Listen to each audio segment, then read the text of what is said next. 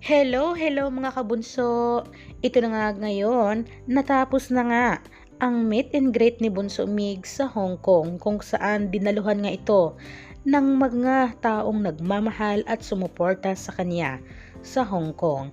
Talagang napaka-successful nga na meet and greet na ito ni Bunso Migs Molino sa Hong Kong, kasama nga ni Bunso Migs na nagtungo sa Hong Kong ang kanyang pamilya, kagaya ng kanyang bunsong kapatid at ang kanyang kapatid din na mama nga ni Toto.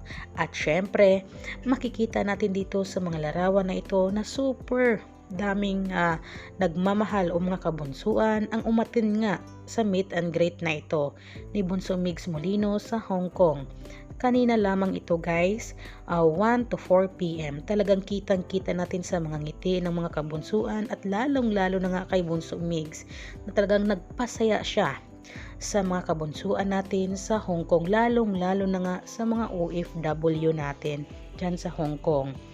Sumasayaw sila at talagang napaka-gaan or napaka good vibes talaga ang hatid ni Bunso Mig sa meet and greet nga sa Hong Kong, at marami talagang nag-enjoy dahil may sayawan ngang nagaganap at talagang super enjoy na enjoy ang mga kabunsuan natin na umatin nga sa meet and greet na ito ni Bunso Migs Molino sa Hong Kong.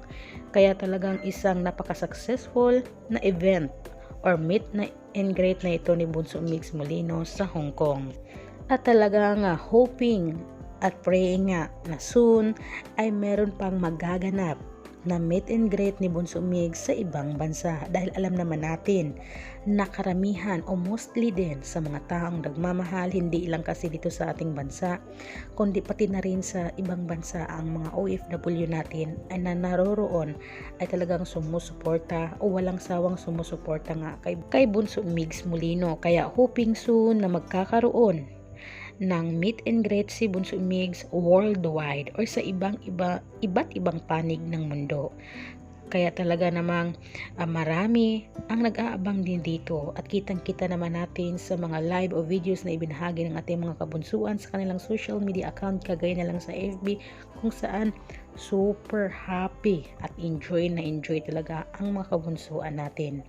At talagang kitang-kita natin sa ngiti ni Bunso Migs dito na talagang nagpapasaya siya ng marami sa mga kabunsuan natin sa Hong Kong, dahil nga sa event na ito na meet and greet ni Bunso Migs Molino.